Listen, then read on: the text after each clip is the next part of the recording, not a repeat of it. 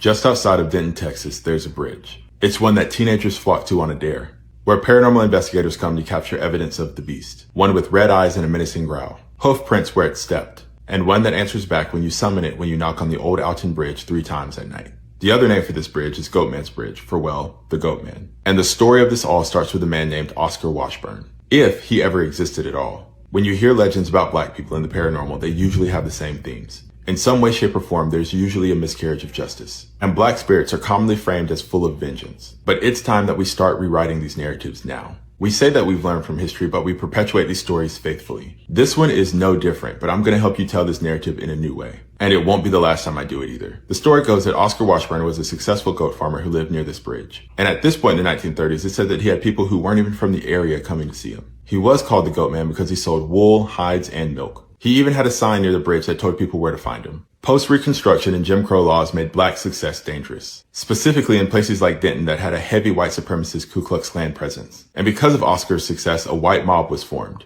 And one night they came and grabbed Oscar, took him to the bridge, and lynched him right there. And when they came back to cut the rope, no body was found. Nothing was there. And in the very same breath, partly fear and fury, they went to his house, burned it down with his wife and children inside and all of his possessions. And that's where the alleged story of the demonic Goatman starts. Historically, an Oscar Washburn never existed in this area. There are no NAACP records, no newspapers, nothing. Which either means he was systematically removed or he never existed in the first place. But whether or not he did, Oscar represents a story in the United States as old as time. He represents every community, his own community, that were just looking for places to thrive. Those who had their lives and everything else taken simply because of their skin color. And because they were looking for a way or found a way to help themselves from nothing. So Oscar was turned into a monster. And outside of him physically being a goat farmer, they chose to use the spiritual manifestation of an actual goat. Symbology that would be widely recognized as evil and demonic. And then they went further with red eyes, hooves for feet, the feeling of being stalked, and the classic call and response in threes. And because of the times, and even now, we've refused to look into the mirror and see what the real monster was the entire time. The KKK didn't just go away,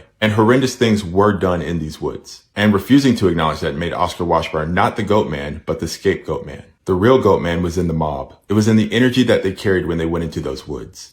It was the things they did to people that they could not stand. It was the thought form that their negative energy conjured up. They knew this, but they also knew that they could bury this under racist tropes. Ones that reverberated throughout the country. Ones that you can feel every time a black ghost story has been told, but not retold. Whether Oscar Washburn is or isn't real, there's a truth that comes out of this. The paranormal should be a powerful vessel to reconnect truths to our history. But when we use it to rewrite it, we're doomed to haunt ourselves. And at the expense of people whose names we should be honoring.